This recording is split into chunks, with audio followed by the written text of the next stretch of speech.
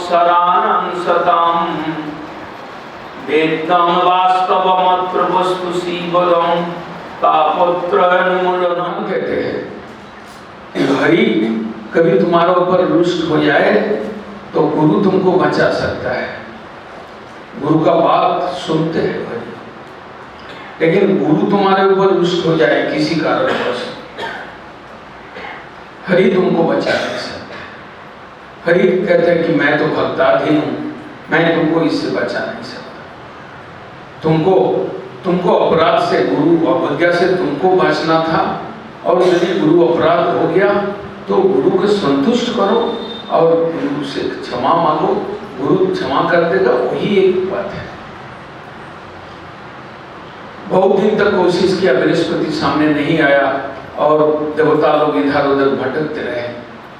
असुर लोग देवपुरी को आक्रमण किया और जीत गए, संग्राम जीत गए, तो वो लोग देवपुरी स्वर्गपुरी को ले लिया। असुर लोग अपना राज करते रहे स्वर्गपुरी में, और देवता लोग छुप छद्मवेश में घूमते रहे। ब्रह्मा ने बोला कि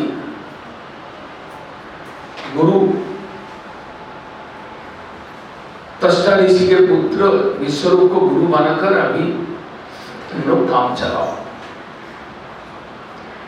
गुरु बनाया, लेकिन इंद्र ने विश्वरूप ब्राह्मण का, गुरु का हत्या करके किसी कारणवश छुपा कर वो अपना माँ असुर कुल के थे, उनके पति भी पिंडदान करते थे। इंद्र को गुरु हत्या और ब्राह्मण हत्या का पाप लगा। बाद में किसी तरह से 1 साल के बाद वो अपना पाप को 4 पदार्थ के अंदर से धौत किया। लेकिन त्वष्टा ऋषि यज्ञ के अपना पुत्र का हत्या के कारण यज्ञ से एक असुर निकले, वो है वृत्तासुर, बड़ा पराक्रमी वृत्तासुर।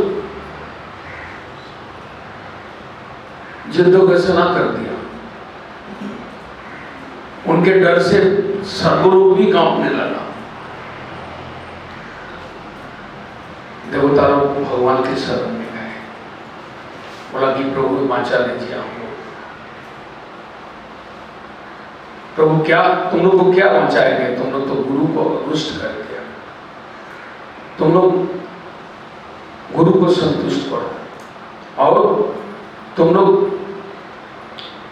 अथर्वपुत्र दधीचि, उनके हड्डी से बना हुआ तीर से वृत्तासुर का मृत्यु है। तुम लोग ये काम करो।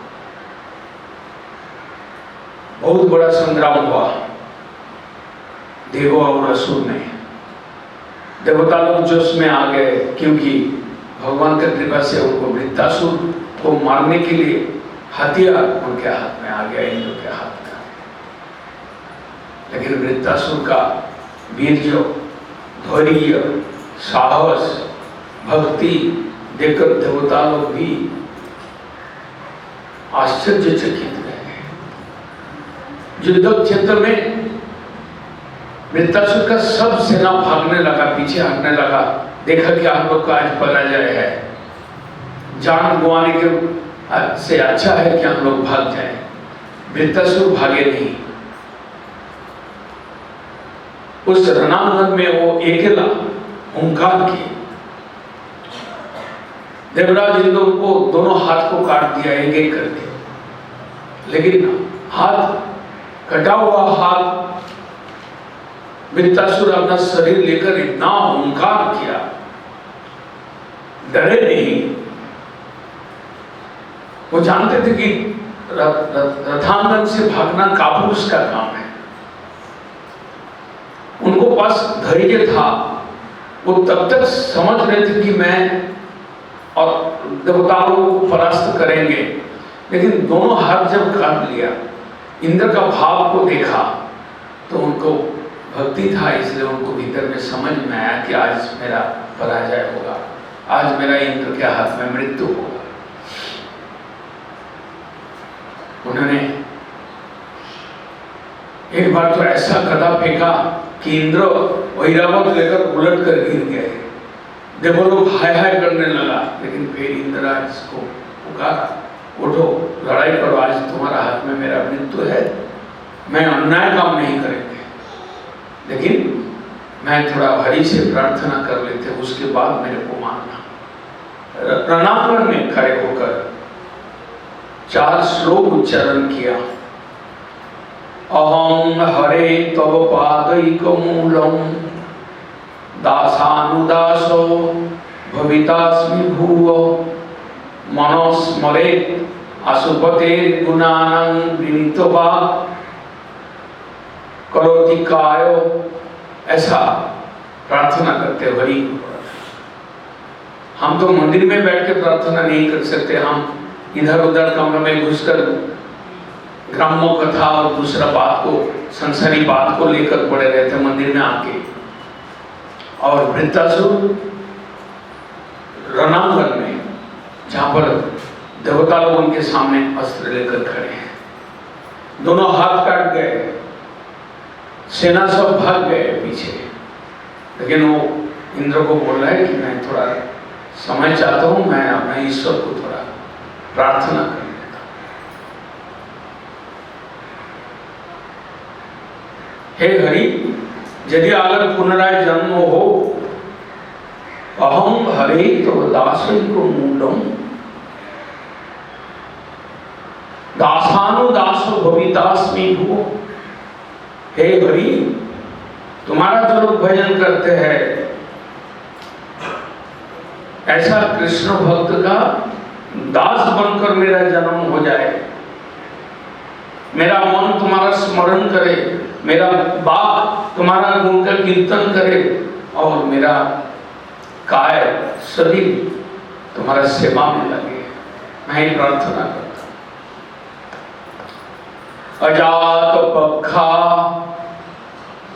मातरं इव खगा स्तन्नं यथा स्तन्नस्तरा इतरा प्रियं प्रियेव भूषितं विषण्णा मनो अरविन्दाक्ष दृक्ष्यते तं। मैं प्रार्थना करता हूँ प्रभु, अजात पक्षाइव मातरम खगा। पक्षी का अंडा से जब बच्चा निकलता है, 2 दिन 4 दिन तक वो उड़ नहीं पाते हैं। पक्षी का माँ क्या करती है, चिट्टी अथवा कोई कीड़ा हो, उसको ओंठ से मार मार के थोड़ा उसको पकड़ कर ले आते हैं। और जब आते हैं, बच्चों को जब मालूम होता है कि माँ आ रहा है, तो मुंह खोल के वो आवाज करते हैं, आदो आदो आवाज, और बच्चा को मुंह में जब उनकी माँ वो कीड़ा को दे देते हैं, वो खाते हैं। तो जैसे ये पक्षी अपना माँ का पथ देखकर रहते, आशा में रहते कि माँ उड़ कर गए, कब हमारे लिए खाना ले आएगा। मैं हरि आपके आश्रय में ऐसे बैठे रहूंगा, आप कब आएंगे, मेरे को दर्शन देंगे, मेरा त्रिशीत हृदय शीतल होगा, जुड़ाएगा। वत्स ददा वत्स तदा खुदार्था। गाय का बाछड़ा जब पैदा होता है, उसको 15 दिन 10 दिन उसको 10 दिन पीने के बाद उसको बांध के रख देते हैं दूध निकालने के लिए घर वाले। बच्चे को जब भूख लगता है तो वो खींचता है और आवाज करता है कि कब गाय जो दूध दोने के लिए घर का मालिक आएंगे, मेरे को छोड़ेगा, मेरे को थोड़ा बहुत दूध पीने को मिलेगा। बच्चा कोई तरफ ध्यान नहीं देता है अपना माँ की तरफ, और घर के मालिक की तरफ ध्यान देकर बैठे रहते कि कब आएगा और हमको छोड़ेगा। वत्सा यथा वत्स तरा खुदार्थ। प्रियम प्रिय वो भूषितम विषन्ना।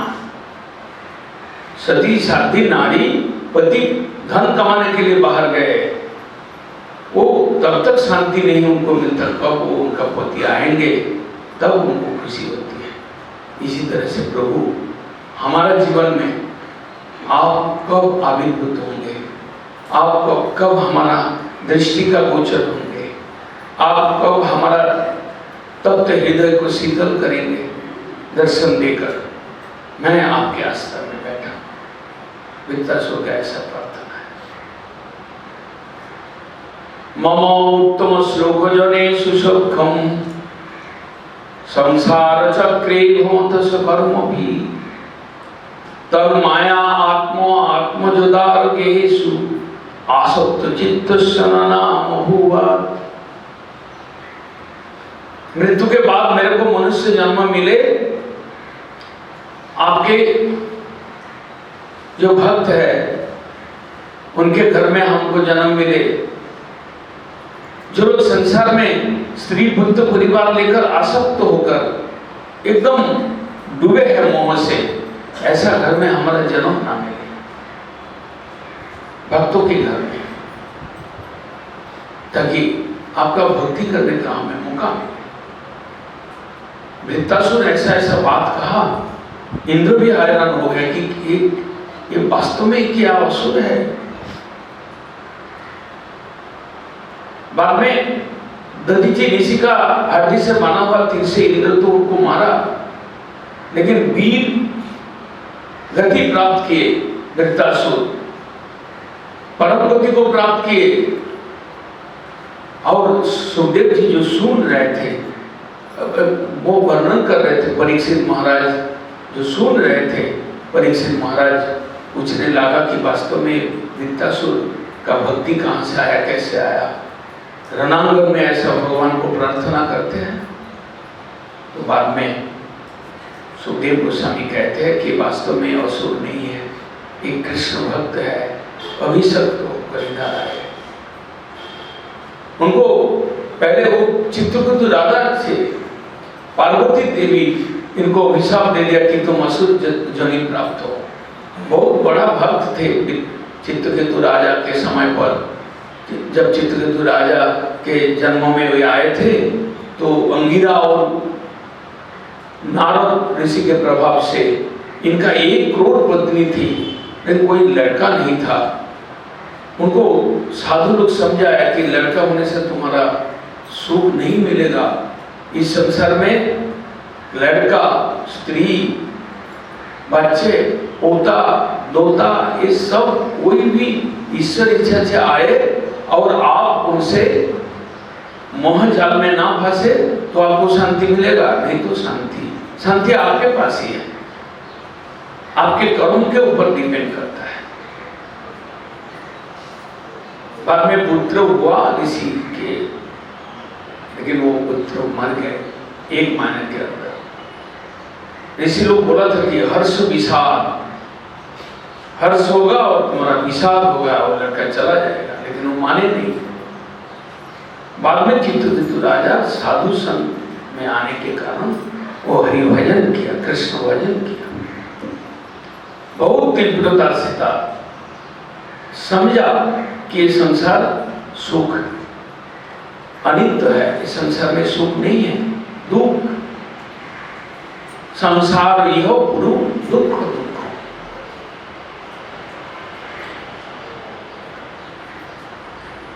बाद में चित्रकेतु राजा बहुत भजन किया, संकर्षण का उपासना किया।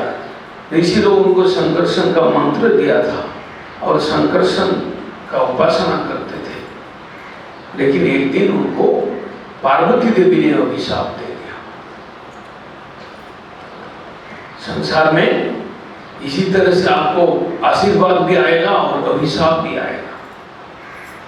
साप, ऋषियों का साप या शायद पार्वती देवी के दिया हुआ साप वृत्तासुर को चित्रकेतु राजा उससे वृत्तासुर जरी तो प्राप्त किया, लेकिन क्षति नहीं हुआ, अन्याय नहीं हुआ। अन्याय जो साप दिए उसका अन्याय हुआ। शिव जी थे और शिव जी जब देवी उनको अभिशाप दे रहे थे तो शिव जी उनको बोला कि क्या किया तुमने कृष्ण भक्त को, शंकरसन के भक्त को अभिशाप दे दिया। मैं तो, मेरा गुरु भाई है, मैं तो एक इष्ट देव का आराधक हूँ, इसलिए मैं तो कभी मजाक कर लेता हूँ, लेकिन तुम नहीं समझा मजाक को और तुम इसको साफ दे दिया। नारायणा परा सर्वे नौ कुतश्च बिंभति सर्व अपवर्गन शोभितुल्लार्थदर्शी। जो नारायण के भजन करते हैं, शंकरसन का भजन करने वाला, वो कभी डरते नहीं है सांप से। जिस समय देवी ने साप दिया, चित्रगुप्त राजा आकाश मार्ग में रथ में विहार कर रहे थे, वो नीचे आया, प्रणाम किया देवी को, शिव जी को प्रणाम किया और हंसते हंसते वो सांप को मस्तक में लेकर गए। कहते कि तथास्तु, आपने मुझे साप दिया, मेरा कल्याण के लिए दिया। चित्रगुप्त राजा असुर जनी प्राप्त किए देवी का अभिशाप से। शिव जी उनको कहा कि नारायण पर जो होते हैं, नारायण के जो भक्त होते हैं, कृष्ण के जो भक्त होते हैं, वो अभिशाप से डरते नहीं हैं, क्योंकि वो जानते हैं कृष्ण के सुदर्शन चक्र हमको रक्षा करता रहेगा। भगवान उनके जो प्यारे भक्त हैं, उनके चरण में शरण लिए हुए जो भक्त होते हैं, उनको हमेशा रक्षा करते हैं। इसलिए भगवान का एक नाम है शरणागत पालक, वो शरणागत को पालन करते हैं। वही चित्रकेतु राजा जो शंकरसन का पुजारी थे, देवी का अभिशाप लेकर इधर आए, अपना असुर जने भोग किए और अंत में इस तरह से भगवान का प्रार्थना करते हुए, प्रार्थना एक धन है साधक के। साधक कभी भी अपना शक्ति से ईश्वर के ओर बढ़ नहीं सकते हैं। उनको गुरु कृपा चाहिए, उनको वैष्णव कृपा चाहिए, उनको कृष्ण कृपा चाहिए। उस कृपा के लिए हमारा अंदर आरती, गण्य, क्रंदन ये सब होना चाहिए। जो वित्तासुर के अंदर आखिर में उसका मृत्यु से पहले उनके अंदर आया था, आरती, दीनता, प्रार्थना, क्रंदन, ये नहीं होगा तो आप भगवान की तरफ आप आगे नहीं बढ़ सकते। भागवत कई जगह पर वर्णन किया और महाजनों ने अपना भाषा में हर एक कीर्तन के अंदर भी वर्णन किया कि हमें प्रार्थी होना चाहिए, कृपा प्रार्थी होना चाहिए, हमें नम्रता के साथ प्रार्थना करना चाहिए, हमारा अंदर आरती होना चाहिए, हमारा अंदर दीनता होना चाहिए, हमारा अंदर प्रार्थना होना चाहिए। बिना प्रार्थना से आप आगे एकदम आपका शक्ति से आप भगवान के ओर आगे बढ़ नहीं सकते। चित्रकेतु राजा का ये प्रसंग के माध्यम से साधु संगत, देखिए चित्रकेतु राजा के पास अगर नारद अंगिरा ऋषि नहीं आते, जिस समय पुत्र मर गए उस समय आया, दोबारा आया, चित्रकेतु को समझाया। हम लोग तो तुमको पहले ही बोला था कि पुत्र से सुख नहीं मिलता, इस संसार में कहाँ पुत्र से सुख मिलता है। कचित पुत्र, कन्या और स्त्री और पोता पोती ये कितना आए आपके पास, सजन बनकर आए, प्रिय बनकर आए, वास्तव में आप हरि आराधना नहीं करेंगे, आपके पास सुख, वास्तव सुख, कल्याणकर सुख आपके पास नहीं आ सकता। जिस समय लड़का मर गए तो नारद ऋषि समझाया उनको कि ईश्वर भजन करो, ईश्वर भजन में सुख है, ईश्वर शायद सुख स्वरूप है, वो सच्चिदानंद घन तत्व है, उनके पास आनंद सुख शांति उनके चरण में है और तुम उनके चरण में शरण लेगा, भजन करेगा, तभी वास्तव आनंद तुमको प्राप्त हो सकता है।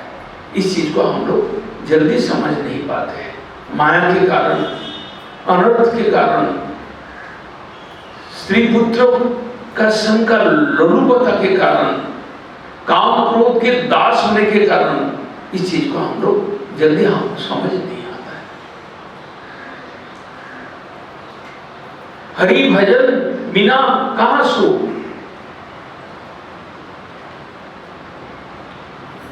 दुख प्रदो दुखमय वस्तु को सेवन करते करते, उनको भजन करते करते आपको सुख प्राप्त होगा, ये आपका मूर्खता है।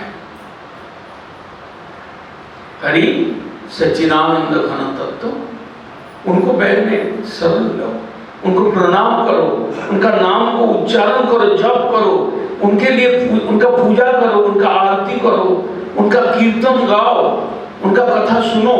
ऐसे करते करते तुम्हारा जीवन आनंदमय हो जाएगा। सकल प्रकार अनर्थ, हर एक प्रकार अनर्थ धीरे धीरे दूर हो जाएगा।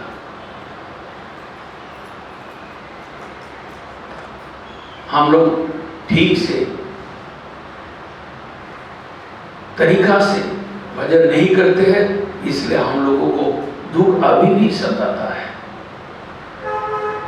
वरना ईश्वर भजन, ईश्वर आराधना, ईश्वर का संतोष आपको निश्चित रूप से आनंद देगा। इस तरह से चित्रकेतु राजा का प्रसंग आया छठा स्कंद में। अभी हम प्रहलाद महाराज का चरित्र सप्तम स्कंद में मुख्य रूप से प्रहलाद महाराज का चरित्र आलोचना करें,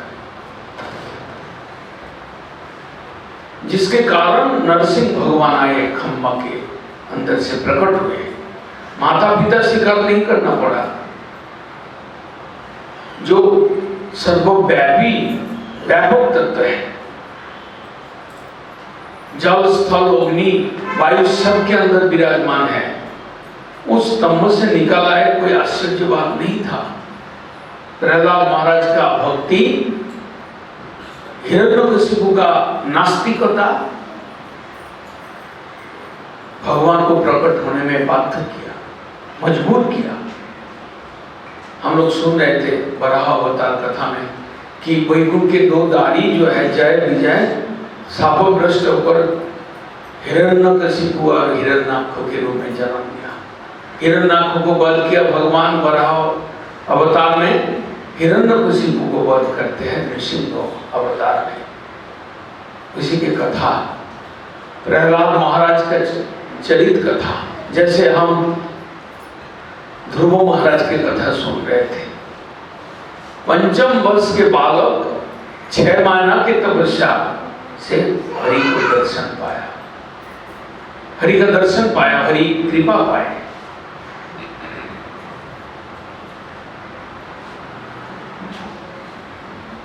और प्रहलाद महाराज 8वें वर्ष के बालक नरसिंह भगवान को खम्मा से पकड़ करके उनको प्रणाम किया, उनको दर्शन किया, उनका स्तुति किया। प्रहलाद महाराज भक्तराज प्रहलाद कहते हैं। भक्तों के अंदर ये राजा है, उत्तम है, श्रेष्ठ है। जब हिरण्याक्ष को वध हुए विष्णु के हाथ में, वराह के हाथ में, तो नरसिंह जो तब उनके जो भाई जो हिरण्यकशिपु, उनका माथा गर्म हो गया। वो कहते हैं कि हम सबको एकदम ध्वंस कर देंगे।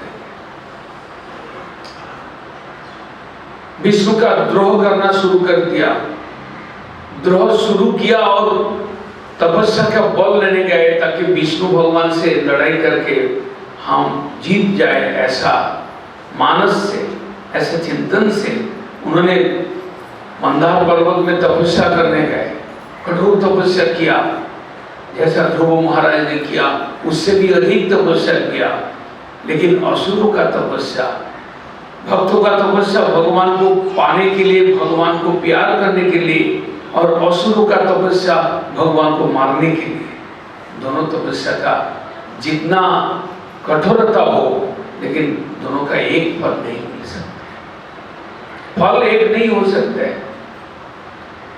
आप घर गृहस्थी करते हैं, व्यापार करते हैं, उसी में थोड़ा बहुत भगवान को भजन कर लेते हैं, और जो शरणागत होकर दिन रात भजन करते रहते, दोनों का फल एक ही नहीं हो सकता है।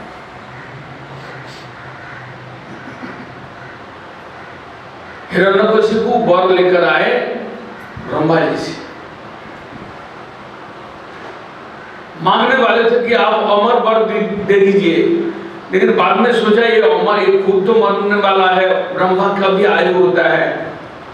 सत्य तेता दापोर कोड़ी, 4 युग में एक दिव्य युग, एकात्तर दिव्य युग में एक मनंतर, 14 मनंतर में ब्रह्मा के एक दिन, 14 मनंतर में ब्रह्मा के एक रात। इस हिसाब से 100 साल ब्रह्मा का आयु है, लंबा आयु, लेकिन मृत्यु है। हिरण्यकशिपु समझा ये स्वयं मरने वाले हैं, तो मेरे को कैसे अमर वर देगा, लेकिन मैं घुमा फिरा के मैं अमर वर ले सकता हूँ। बहुत बुद्धिमान है।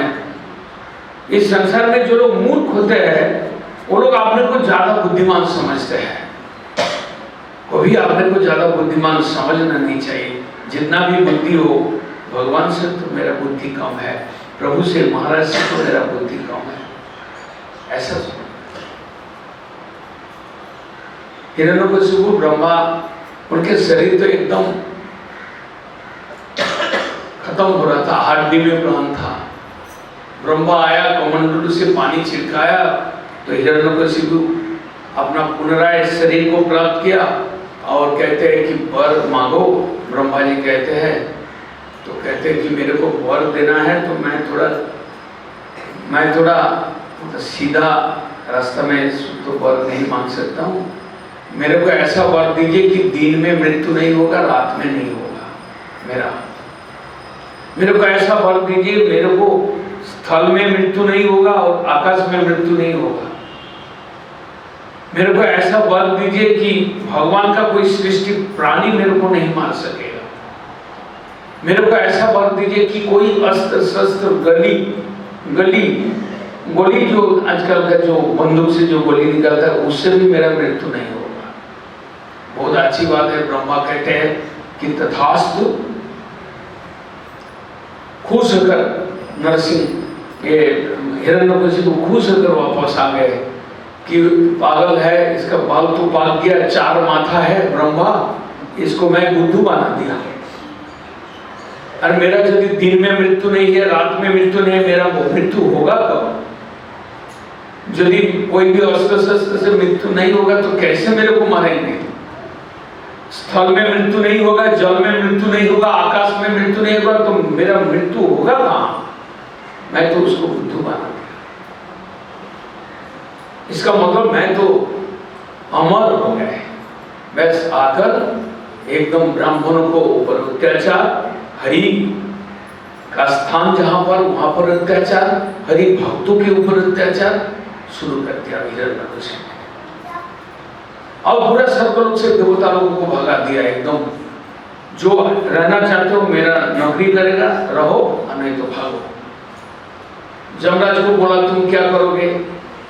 मेरा रथ खींचने वाला घोड़ा है, उसका घास काटने का एक आदमी दरकार है, तुम घोड़ा का घास काटो। जमराज जो पाप का सजा देने वाला था, उसको घोड़ा का घास काटने में लगा दिया। हिरण्यकशिपु सर्व मर्त पाताल सबका अधीश्वर बन गए। अधीश्वर बनने से तो शांति नहीं है, शांति तो भजन के माध्यम से।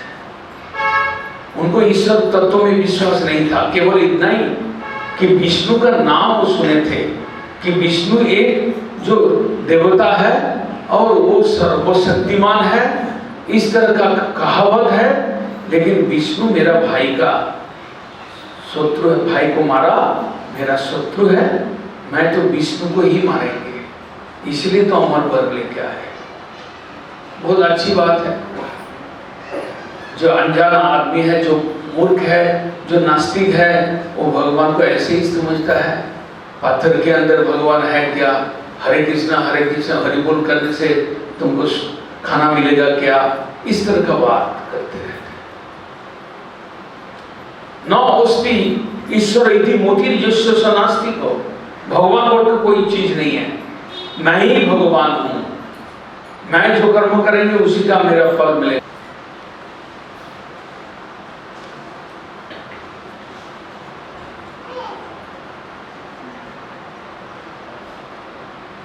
देवता लोग परेशान होकर गए प्रभु के पास कि रक्षा कर दीजिए। हम लोग देव देवी का पूजा करते हैं और थाला भरकर फल और मिठाई लेके जाते हैं और उसको देकर पूजा करने के पश्चात कुछ मांग के ले आते हैं। लेकिन वास्तव में मैं जैसा मांगता हूँ देवता लोग भी मांगता है, वो हरि से कृष्ण से मांगता है। और देवता लोग गए, जब हिरण्यकशिपु से सब हार गए और हिरण्यकशिपु जब सर्वलोक को अपना अधिकार में ले लिया तो देवता लोग छुपा कर घूम रहे हैं और सब लोग मिलकर एकदम हरि का आराधना किया, हरि को संतुष्ट किया और बोला कि प्रभु ये कैसे होगा, हम लोग तो अपना। फिर बाद में हरि ने बोला कि इनके हिरण्यकशिपु के 4 पुत्र के अंदर 3 पुत्र उनके जैसा नास्तिक बनेगा, लेकिन एक छोटा पुत्र प्रहलाद उनका नाम होगा और वो मेरा भक्त होगा। उनके ऊपर नास्तिकवाद की चरम सीमा पर पहुंचकर उनके पिता जब उनके ऊपर द्रोह करेंगे, चरम अत्याचार करेंगे, तब मैं प्रकट होकर हिरण्यकशिपु को मारेंगे और तुम लोग को पुनराय, तुम लोग को स्वर्गाधिकार मिलेगा। फिर देवता लोग स्वस्थ होकर चले गए और इधर हिरण्यकशिपु के जो पुत्र है भक्त पुत्र, भक्ति कहां से आया, भक्ति कहां से आता है? बाजार में खरीदने के लिए मिलता है क्या भक्ति? या मठ मंदिर का चाची को देखने से आपको भक्ति मिलेगा? भक्तिस्तु भगवत भक्त संगे न पूरी जाए। भक्ति मिलता है भक्तों के संग के प्रभाव से। और प्रहलाद महाराज को भक्ति मिला नारद के संग, और वो भी जब मातृगर्भ में थे। बाहर तो तब देखे ही नहीं है, लेकिन मातृगर्भ में 7 मास के उम्र में प्रहलाद महाराज के माँ कयाधु जब नारद ऋषि से भागवत सुन रहे थे, उस समय सुनते सुनते प्रहलाद महाराज भी मातृगर्भ में वो कथा सुने, माँ ने कान से सुनी और वो शब्द प्रहलाद महाराज तक पहुंचा। भगवान का कथा नारद ऋषि का मुखारविंद से सुन सुनकर जन्म से ही वो भक्त बन गए। जब प्रहलाद महाराज का जन्म हुआ तो जन्म से ही भक्त थे। ध्रुव महाराज तो 5 वर्ष उम्र में नारद का दर्शन पाया और आराधना करके भगवान को प्राप्त किया। प्रहलाद महाराज नारद का उनका सहचर्य मिला जब वो मातृगर्भ में थे, जब उनका उम्र 7 महीना का था। जैसे जैसे प्रहलाद महाराज बड़े हुए और प्रहलाद महाराज को जैसे हम लोग बच्चों को स्कूल में भेजते हैं, तो उनका पिता छोटा संतान बड़ा प्यारा है, उनको टोल में गुरु का टोल होता था। संड अमार जो शुक्राचार्य गुरु के 2 पुत्र थे, संड और अमार दोनों के टोल में लड़का को भेज देते हैं और लड़का वहां पर पढ़ाई करते हैं। टोल में जो भी शिक्षा होता है, जो भी कान से प्रहलाद सुनता है, एक बार उसी को वो दोबारा और भूलते नहीं थे और दोनों टीचर का एकदम अच्छा स्टूडेंट बन गए प्रहलाद महाराज। कुछ दिन पढ़ने के बाद बड़ा प्यार के साथ संड और अमर अपना शिष्यों को ले आया प्रहलाद को। बड़ा खुशी थे कि प्रहलाद स्कूल के अंदर बच्चों के अंदर उस सबसे ज्यादा बुद्धिमान है, बड़ा अच्छा पढ़ाई किया है। खुशी से ले आए पिताजी के पास। पिताजी उनको गोद में लिया। बहुत दिन बाद बोला, बेटा क्या उत्तम शिक्षा किया है तुमको। गुरु के टोल में जाकर सबसे उत्तम शिक्षा तुम्हें क्या मिला, बोलो। प्रहलाद महाराज बोलते हैं, तत्साधु मन्ये असुर वर्ज देहिनाम सदा समुद्विग्न धियाम असत अवग्रह हित्वात्मपातं गृहं अंधकूपं वनं गतो यदहरिम् आश्रयेत्।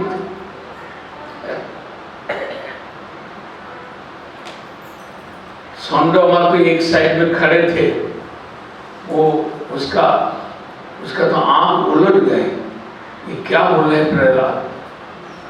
प्रहलाद बोल रहा है कि मैं तो वो चीज को अच्छा मानता हूँ पिताजी, उत्तम शिक्षा मानता हूँ, तब साधु मन ने, मैं तो उस शिक्षा को उत्तम शिक्षा मानता हूँ।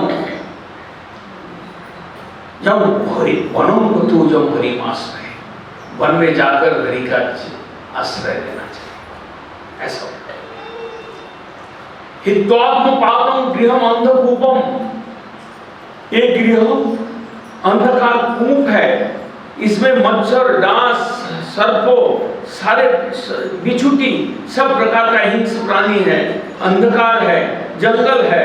ये संसार ऐसा ही।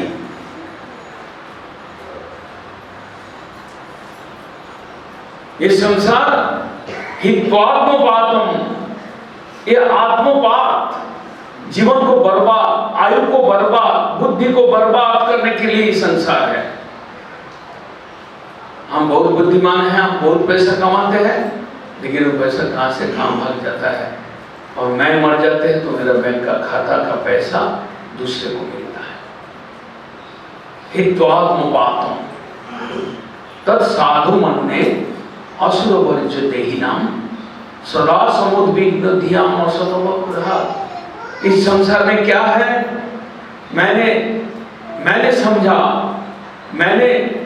समझा यहाँ पर ये सर्वदा इस संसार में टेंशन है, सर्वदा दुख है, सर्वदा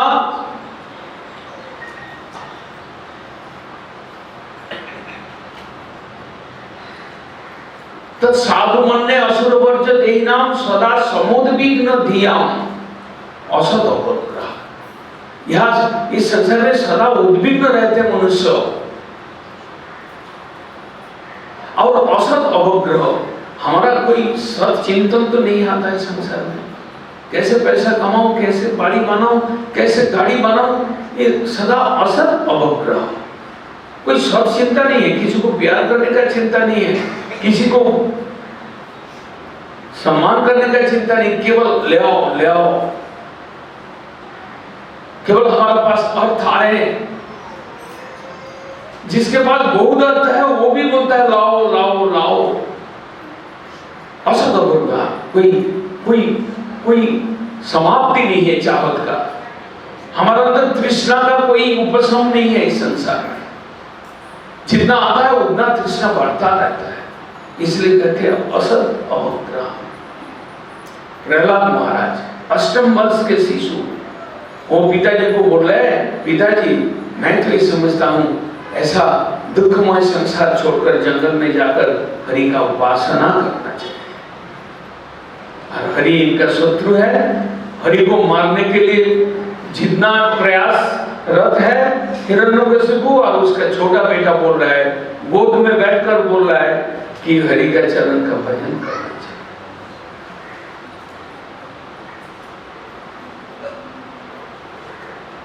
हिरण्यकशिपु हंसने लगे, अरे ये बच्चे को हरि पढ़ा दिया, इस बच्चे को भी हरि पढ़ा दिया कोई आके। ये विष्णु का कोई दूत, कोई छद्मवेश में आके मेरा लड़का को हरि विषय में पढ़ा के चला गया। इतना गुरु संडोमा को इतना शिक्षा दिया, वो तो उत्तम नहीं लगा, लेकिन कोई साधु निश्चित रूप से कान में इसको मंत्र डाल दिया, या अभी मेरे को बोल रहा है कि हरि का उपासना करना चाहिए। मैं तो कहता हूं कि हरि को मारना चाहिए, और ये बोलता है हरि का उपासना करना। हंसते हंसते हिरण्यकशिपु कहा, संडोमा को, गुरु बुद्धदेव को कहा कि तुमने क्या शिक्षा दिया है, इसका माथा खराब हो गया। किसी ने आकर मंत्र दे दिया, इसको इस मंत्र को भुलाओ, पुनराय जाके पढ़ाओ बढ़िया से। मैं तो इसको देखना चाहता हूँ, अर्थनीति, समाज नीति, राजनीति सब में फास्ट हो और मेरा काम में आएगा। जब मैं हरि को मारने जाएंगे सब काम में आएगा। मेरा बेटा मेरा सहायता करेगा।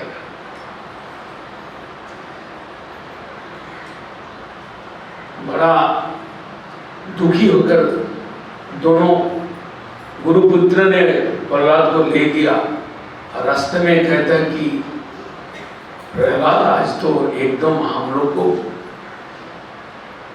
शर्मिंदा कर दिया तुम्हारा पिताजी के सामने। हम लोग कभी तुमको सिखाया क्या हरि भजन करने के लिए? कहते गुरुजी आप लोग ये सब चिंता मत कीजिए, मैं तो पहले ही शिक्षा करके आया हूँ। आपके पास 1 साल पड़े हैं, हम तो 6-7 साल से वही पढ़ रहा हूँ। हम तो गर्भ के अंदर पढ़ के आया। हमको तो जो पढ़ाने वाला टीचर था वास्तव में वो तो पढ़ा कर चले गए। वो तो बिना लेकर बजाते बजाते हरिनाम करके फेर रहा है। मैं जो उनको गुरु बना लिया, आप लोग को गुरु बनाया वो तो पिताजी भेजा है। इसलिए ये संसार में कोई गुरु है क्या जो जड़ विद्या देने के लिए है, जो पैसा कमाने के लिए सिखाता है? ये सब गुरु है। माता पिता जो हरि भजन करने से,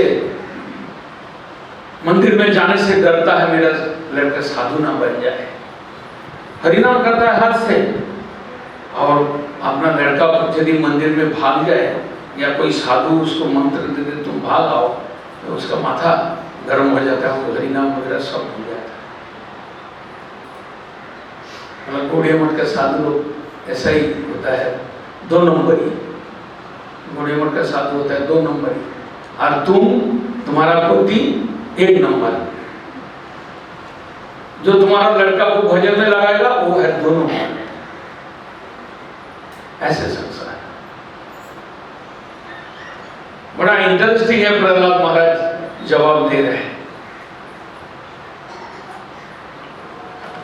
उसको तो ले गया दोनों गुरुपुत्र, बढ़िया से सिखाया राजनीति, अर्थनीति, समाज नीति, और जो भी बोलता है वो एक बार में उसको याद हो जाता है। जो कृष्ण भक्ति पढ़े हैं उनको इस समाज का ज्ञान उनके लिए कुछ भी नहीं है, वो ऑटोमेटिक उनके अंदर आ जाता है, उनको सिखाने का जरूरत नहीं पड़ता। प्रहलाद क्या करते, गुरु पुत्र दोनों जो कुछ भी सिखाता है वो एक बार में उसको याद करके बोल देता है। कुछ दिन गया, 1 साल गया, 6 महीना गया, और फिर दोबारा ले आया दोनों पुत्र। आपका लड़का इस बार बहुत तैयार हो गया, मतलब आप जो सिखाने चाह रहे थे बहुत अच्छी तरह से सीखा। तो हिरण्यकशिपु ने प्रहलाद को बुलाया कि तुम्हारा ज्ञान पूरा हुआ? कहता है कि मेरा ज्ञान तो पूरा हो गया बहुत पहले से, बहुत पहले ही पूरा हो चुका है। जब हरि विषय में ज्ञान आता है तो आदमी संपूर्णता प्राप्त कर लेता है। इस दुनिया के और कोई चीज उनको जानने का बाकी नहीं रहता है। जो हरि को जान ले, और किस चीज को बाकी रहेगा जानने का? अपना शरीर ज्ञान, अपना कमाई का ज्ञान, अपना घर मकान खरीदने का ज्ञान, ये सब ज्ञान के ऊपर है हरि। तो हरि का ज्ञान जिसको प्राप्त हो जाता है, और नीचे का ज्ञान क्या बाकी है? पूछा हिरण्यकशिपु क्या उत्तम शिक्षा की? बोलो। प्रहलाद तो एक ही उत्तम शिक्षा की है, और जितना शिक्षा किया था वो 2 नंबर 3 नंबर का था। पहला नंबर का शिक्षा तो हरि पहले भी बोल चुका है पिताजी को कि जब इस संसार दुखमय संसार को छोड़कर वन में जाकर हरि को आश्रय लेना चाहिए। इस बार और थोड़ा ऊपर में जाके बोला, और थोड़ा प्यार के साथ बोला, श्रवणम कीर्तनम विष्णु स्मरणम पाद सेवनम अर्चनम वंदनम दर्शनम सुखम आत्मनिवेदनम इति पुंसार पिता विष्णु भक्ति चेत नवलक्षणा क्रियते भगवती अद्धा तन्मन्ये अधितम उत्तमम। बोलता पिताजी हरि का श्रवण कथा श्रवण करना चाहिए, हरि का कथा कीर्तन करना चाहिए, हरि का स्मरण करना चाहिए, हरि का पूजा करना चाहिए, हरि का दासत्व करना चाहिए, हरि का पादों सेवन करना चाहिए। ऐसा नवदा भक्ति से अगर आप भगवान के चरण कमल में अर्पित होकर, शरणागत होकर आप नवदा भक्ति करते रहेंगे, भगवान खुश हो जाएंगे। यही सबसे उत्तम शिक्षा है।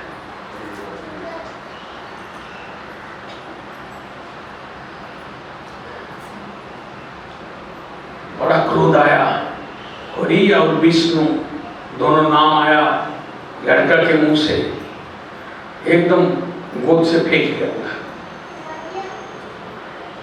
और गुरुपुत्र को डांटने लगा कि क्या शिक्षा दिए तुम, हर बार आके मेरा कान में हरि हरि हरि हरि करता है। तुमको मालूम नहीं है हरि मेरा शत्रु है? तुम दोनों को मालूम नहीं है कि हरि मेरा भाई को मारा है? तुम दोनों को जानते नहीं है कि मैं हर एक प्रकार कौशल बना रहा हूं हरि को मारने के लिए? अब मेरा लड़का बोलता है कि हरि का भक्ति करो, भजन करो। ये संसार इसी तरह का है। चाहे वो हीरोइन पीकर दुष्ट संग के प्रभाव से मर जाएंगे, उसमें माना नहीं करेंगे, लेकिन घोड़े मठ में जाके खंजरी पकड़ लेगा तो उसका हृदय में कंपन आ जाएगा। हाय हाय मेरा लड़का मर रहा है, ऐसा कांपने लगेगा।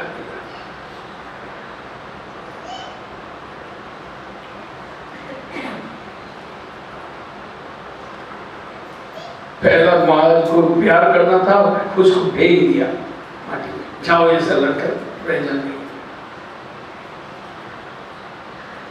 संडवा को बोला क्या हुआ, तुम लोग क्या शिक्षा दिया? ऐसे हरि का शिक्षा दिया।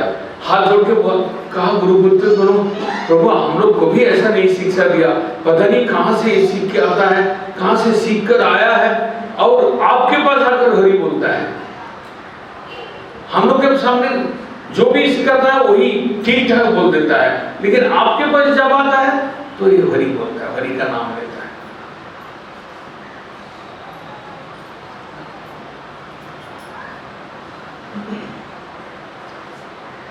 एक बार हिरण्यकशिपु ने लड़का से पूछा, अरे तुम्हारा ये हरि हरि हरि करते हो, तुम्हारा ये हरि में कैसे मन आया, कैसे मन लगा, मति कैसे हुआ? कहते प्रहलाद महाराज, मतिर्न कृष्णे परतो सतो वा मिथो विबद्धते विग्रहव्रतानां अगान्तगोभी विशदान्तमिश्रं पुनः पुनः चर्वित चर्वणानां।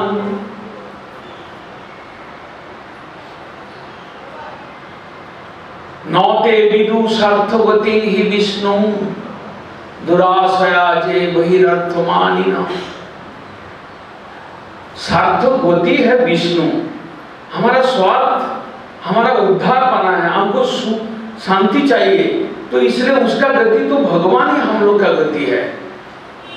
नौते विदुषार्थवती हि विष्णु, वो लोग नहीं को भी जान सकते हैं कि हरि ही हमारा स्वार्थ का गति है। जो लोग अदांत को भी विशदान्तमिश्रम, जो लोग इस संसार का सुख और दुख को पुनः पुनः जीवा रहे हैं, उसमें कोई शांति नहीं है, कोई रस नहीं है, फिर भी उसमें डूबे हुए हैं। अदांत को भी अपना इंद्रियों का कामना वासना से पीड़ित होकर केवल इस संसार में मजे हुए हैं, हरि भजन करने का इच्छा नहीं होता है। ऐसा व्यक्ति के संग के प्रभाव से कभी हरि भक्ति नहीं मिल सकता। माता पिता हरि भक्ति नहीं दे सकते। गुरु शुक्राचार्य जैसा गुरु, सजन, पति, स्त्री, ये लोग नहीं हरि दे सकता है। हरि तो दे सकता है निष्किंचनानंद पदरजो विषम नौ प्रीणितो जाओ। प्रहलाद महाराज बोलते हैं हरि भक्तों का कृपा से हरि का प्रति, हरि के प्रति मति आता है, हरि के प्रति भक्ति होता है। ये हरि भक्तों का कृपा चाहिए। आप जैसा देहात्मवादी, आप जैसा नास्तिक व्यक्ति कभी अपना स्वार्थ को, अपना इंद्रिय तृप्ति का प्रयासरत आप जैसा लोगों को कभी हरि भक्ति नहीं मिल सकता है। हरि भक्तों के संग के प्रभाव से पूर्वजनों का कोई सुकृति रहे, ऐसा व्यक्ति को हरि भक्तों का संग से ही हरि भक्ति मिलता है। प्रहलाद महाराज का इतना सारे भागवत पिता सुनने वाला नहीं था, वो क्रोधित होकर उसको मारने के लिए उद्यत हो। क्रोध के बस में हिरण्यकशिपु कांप रहे। एक 8 वर्ष के शिशु, उनका उत्तर से हिरण्यकशिपु का नींद टूट गया।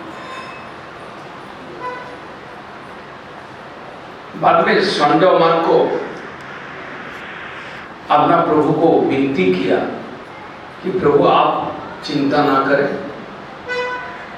गुरु शुक्राचार्य आने वाले हैं, कुछ दिन में आ जाएंगे, तब तक प्रहलाद को पढ़ने दिया जाए। प्रहलाद को ले जाकर पुनराय पढ़ाना शुरू किया। लेकिन जो कृष्ण भक्ति पढ़ लिया, जो हरि का नाम सार मान लिया, उनको अब क्या बाकी रहता है पढ़ने का? सर्वोत्तम शिक्षा। पिताजी का प्रश्न भी गलत था। गलत इस सेंस से था कि प्रहलाद महाराज को उन्होंने पूछा कि सर्वोत्तम शिक्षा क्या पढ़े हो तो प्रहलाद महाराज सत्य बात कहा कि सर्वोत्तम शिक्षा, यदि ऐसा स्कूल में क्या सीखा है बोलते तो कुछ और बात कहते, लेकिन सर्वोत्तम ज्ञान, ईश्वर ज्ञान सर्वोत्तम ज्ञान है। बाद में प्रहलाद महाराज स्कूल में पढ़ रहे हैं और बहुत हरि चर्चा करते करते उनके अंदर जोश आया, हरि भक्ति में बड़ा आनंद आया। उन्होंने टिफिन पीरियड में क्या करते, टिफिन पीरियड में अपना दोस्त लोगों को एक साथ में बैठा कर कीर्तन करने लगे। हरि भक्त के संग के प्रभाव से दूसरे लोग भी भक्त बन जाते हैं। जब ऐसा हुआ तो संडोमार्क ने देखा कि ये तो अभी प्रीचिंग शुरू कर दिया। इतना दिन तो ये रीडिंग कर रहा था, लेकिन अभी प्रीचिंग शुरू कर दिया। तो एकदम दौड़ कर गए कि महाराज सर्वनाश हो गया। अभी प्रहलाद हरि भक्ति असुर बालकों के अंदर उसका प्रचार शुरू कर दिया। हिरण्यकशिपु अपना लड़का को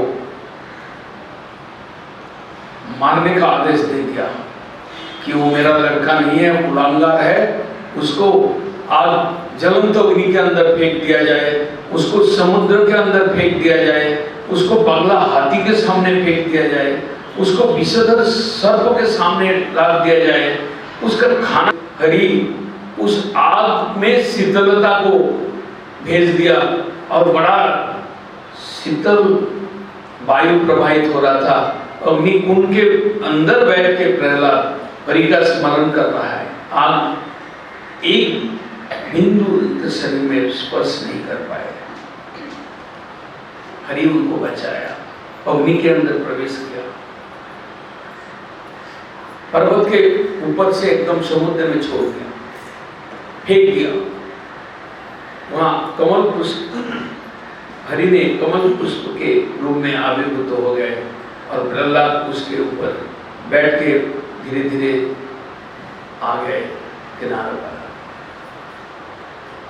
फिर पगला हाथी के सामने छोड़ दिया। पगला हाथी प्रहलाद को देखकर, उसका हरि स्मरण को देखकर पगला हाथी में उसको सूंड से उसको प्यार करता है। उनके घर में जहरीला सांप छोड़ दिया। सांप उसको अपना फना उठाकर उसको काटने जाते हैं, तब तक सांप के मन में आता है कि ये तो भक्त है, हरि भक्त है, प्रभु भक्त है। सांप अपना सिर को झुकाकर प्रहलाद के चरण स्पर्श करता है। जहर मिलाकर खाना दे दिया। 3 दिन से खाना नहीं दिया प्रहलाद को।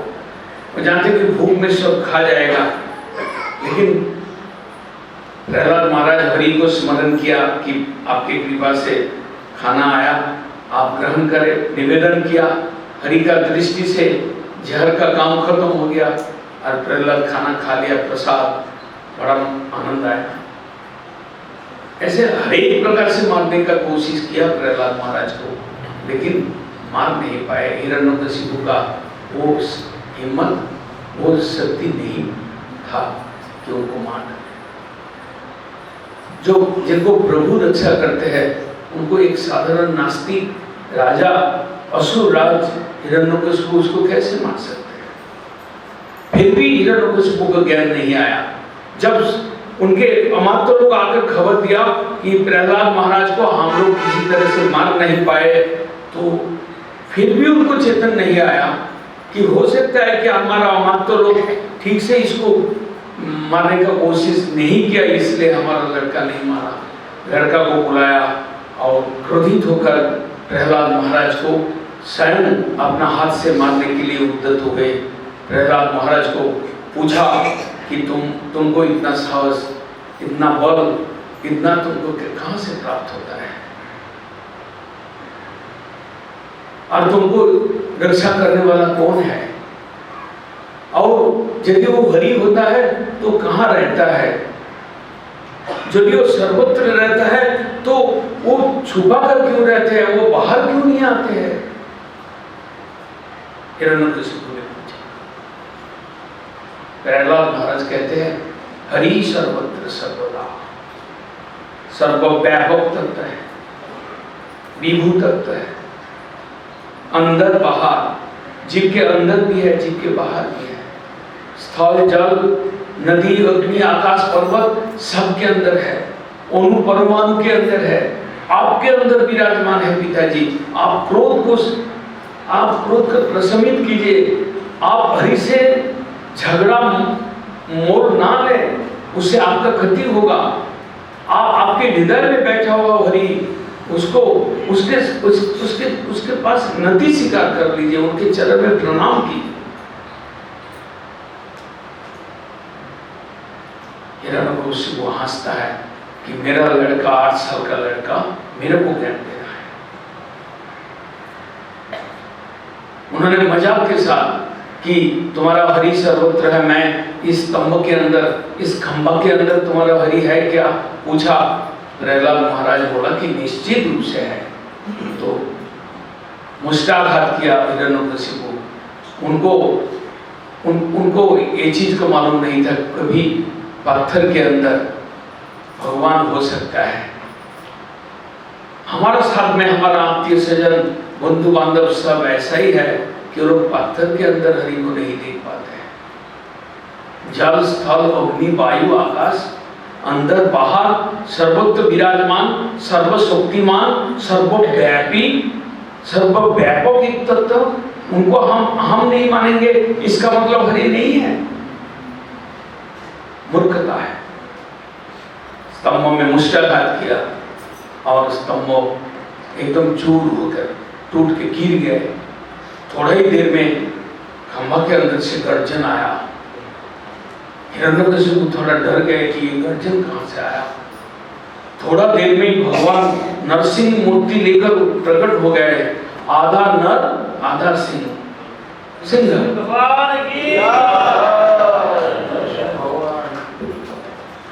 हंस रहे हिरण्यकशिपु, प्रहलाद तुम्हारा हरि ऐसा है? ये तो जंगल का शेर जैसा है, लग रहा है। ठीक है, अगर तुम्हारा हरि ऐसा हो, युद्धम दे। गदा उठाया और हरि को ललकारा कि मेरा साथ आप लड़ाई कीजिए। वास्तव में हिरण्यकशिपु वैकुंठ के उनका सेवक है, इस रूप से आया। हरि वीर शासन करेंगे, इसलिए दोनों का युद्ध होगा, वीर शासन होगा। और हम लोग समझ रहे हैं एक असुर है और एक प्रहलाद का पिताजी है, और इसी तरह से ये प्रहलाद को मतलब मारने का कोशिश किया, भक्तों के ऊपर अत्याचार किया, हरि को नहीं माना, इसलिए इसको मृत्यु हुआ। भगवान के साथ हिरण्यकशिपु लड़ पड़े और बहुत देर तक लड़ाई हुआ, बहुत तगड़ा लड़ाई हुआ। जब एक दूसरे के अंदर जोश आ जाए लड़ाई का, जब दोनों ही समझे कि मैं वीर हूं, तब तो लड़ाई जम जाता है। लड़ाई बहुत बड़ा युद्ध हुआ दोनों में। जैसे ही संध्या हुआ तो संध्या काल में उनको नरसिंह भगवान ने उनको पकड़कर दोनों हाथ से अपना उरु देश के ऊपर रखकर उनका वक्ष विदीर्ण कर दिया और प्रहलाद का ऊपर अत्याचार का क्रोध से क्रोधित नरसिंह भगवान उनको खून, उनके अंदर जो नाड़ी भूड़ी है सब उसको खाने लगे। तुम्हारा आज एकदम हिरण्यकशिपु का मृत्यु हो गया।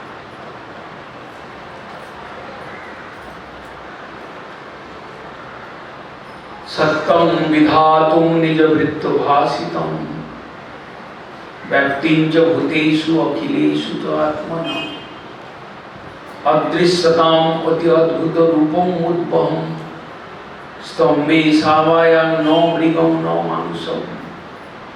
अद्भुत रूप लेकर आया, नौ मृगम नौ मानुषम। सिंह भी नहीं है और मनुष्य भी नहीं है। हाथ के नाखूना बहुत बड़ा बड़ा शेर जैसा, उसी से हिरण्यकशिपु का वक्ष को विदीर्ण कर दिया। भक्ति विघ्न विनाश, भक्त का विघ्न विनाश करने वाला नरसिंह भगवान। क्रोध मूर्ति उनका प्रशमित नहीं हो रहा था।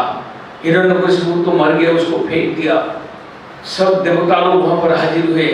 ब्रह्मा आए, नारद आए, प्रहलाद का जो पितामह था वो आए, ये सब आया, लक्ष्मी देवी आया। सबने हाथ जोड़कर प्रार्थना करें, प्रभु आप आपका क्रोध संवरण कीजिए। लेकिन क्रोध प्रशमित नहीं हो रहा था। प्रहलाद महाराज जब सामने गए, प्रभु को प्रणाम किया, तब अपना एक बेटा जैसे, बालक जैसे, बात्सल्य के साथ माता जैसे बच्चों को प्यार करते हैं। हिरण्यकशिपु को पहले गोद में लेकर पूछा था उत्तम शिक्षा। उस प्यार में स्वार्थ है, लेकिन नरसिंह भगवान प्रहलाद को गोद में लिया, उसका शरीर को चाटे। जैसे एक बछड़ा जन्म लेने के बाद उसका माँ उसको पूरा शरीर को चाट कर उसको एकदम ताजा कर देते हैं, तो नरसिंह भगवान प्रहलाद को बहुत प्यार किया। प्रहलाद को बोला कि तुम अभी मेरा स्तुति पाठ करो, स्तव करो। प्रहलाद महाराज ने स्तव करने शुरू किया। कहते हैं कि प्रभु मैं आपके पास एक बच्चा हूँ, मैं आपका क्या स्तव कर सकता हूँ? आप जो मुँह से उच्चारण कराएंगे वही मेरा स्तव है। स्तव तो बहुत भगवान को महिमा वर्णन किया। 8 साल के बच्चा प्रहलाद। उसके बाद नरसिंह भगवान कहते हैं तुम कुछ वर मांग लो, मेरा जो दर्शन वो व्यर्थ नहीं होता है। मैं जिसको भी दर्शन देता हूँ मैं उसको कृतार्थ करता हूँ, उसको वर देकर कृतार्थ करता हूँ। ध्रुव महाराज को भी वर लेने के लिए प्रोत्साहित किए थे। यहाँ नरसिंह भगवान प्रहलाद को बोला कि तुम वर मांगो, तो प्रहलाद महाराज बोला कि मैं तो वणिक नहीं बन सकता हूँ।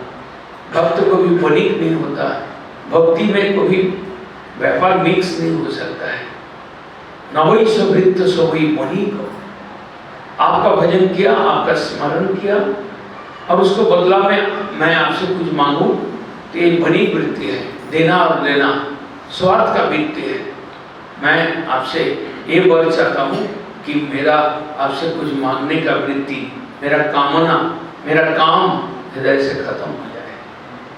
कामनां हृदय असुरहम भवतस्तु विनीवर। मेरा हृदय में कुछ आपके अलावा कोई इस संसार का वस्तु को प्राप्त करने के लिए मेरा हृदय में कोई काम प्रकट ना हो। यदि दास्यसि में कामो कामनंतम वरदर्शभो कामानां हृदय असुरहम भवतस्तु विनीवर। यदि मेरे को आप वर देना ही चाहते हैं, आप वर देने वाले के अंदर श्रेष्ठ है, देवताओं के देवता है आप। तो मेरे को यदि वर देना है, मैं शिशु हूँ, मैं आपका संतान हूँ, अधम संतान हूँ, मेरे को यदि वर देना है कि जिंदगी में कभी आपका भजन करते करते इस संसार के कोई वस्तु को मांगने का इच्छा ही ना प्रकट हो, हृदय के अंदर ऐसा इच्छा ना है। हम लोग केवल भगवान से चाहते हैं ये दीजिए वो दीजिए, बीमार हो जाता है तो उसको ठीक करने के लिए, लड़का का शादी नहीं होता है तो उसको शादी दिलाने के लिए, कितना प्रकार का भगवान से प्रार्थना है। कभी भगवान से ये नहीं मांगते हैं प्रभु इस संसार को देख लिया, ये संसार अनित्य है, ये संसार का वस्तु आनंद नहीं दे सकता है, आपका चरण कमल में आप भक्ति चाहिए। ऐसा कभी भी हम लोग भागवत कहानी के माध्यम से, उपाख्यान के माध्यम से, चरित्र वर्णन के माध्यम से भागवत यही शिक्षा देते हैं कि विशुद्ध भक्ति करो, भगवान के प्रति सांसारिक वस्तु का प्रार्थना ना करो। भगवान इतना छोटी चीज नहीं है कि हम छोटे छोटे चीजों को मांगे तो हम ठग जाएंगे, हमारा निर्बुद्धि का परिचय होगा, हमारा मूर्खता समझ में आएगा।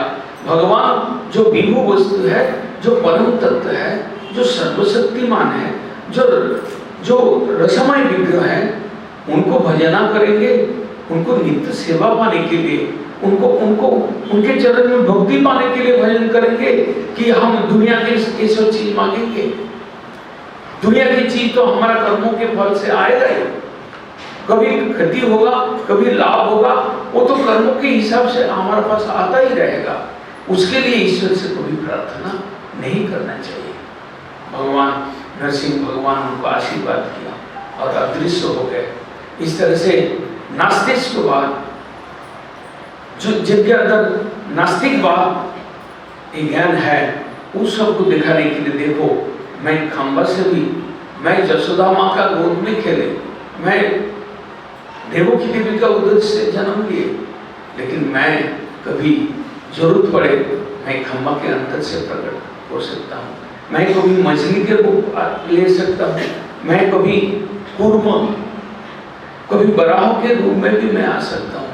मेरे लिए कोई असंभव नहीं है और मेरे लिए कोई अशुद्धि भी नहीं है। इस तरह से नरसिंह भगवान प्रहलाद महाराज को कृपा करते हुए अदृश्य हो गए।